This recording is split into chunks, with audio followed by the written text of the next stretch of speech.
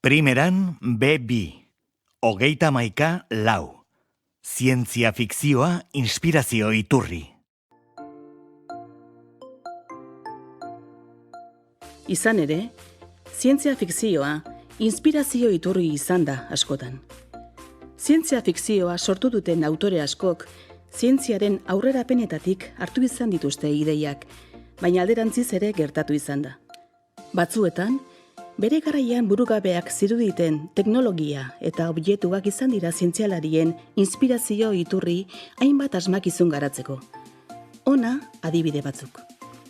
Internet.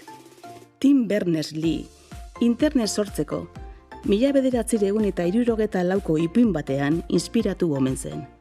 Arthur C. Clarkeren Dial F for Frankenstein ipuin horretan, konputagailuak elkarrekin konektatuta daude, eta modu autonomoan pentsatzen hasten dira. Telefono mugikora. Mugikorraren asmatzaile Martin Cooperrek azaldu zuen, Star Trek telesaila izan zuela inspirazio iturri.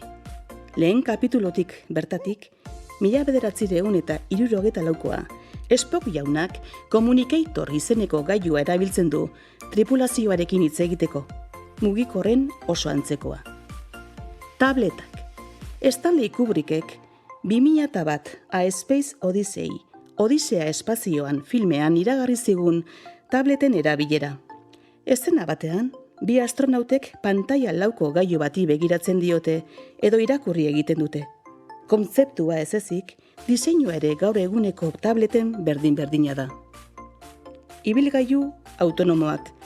Total Recall filmean, taxiak gidari automatiko batzuek gidatzen dituzte.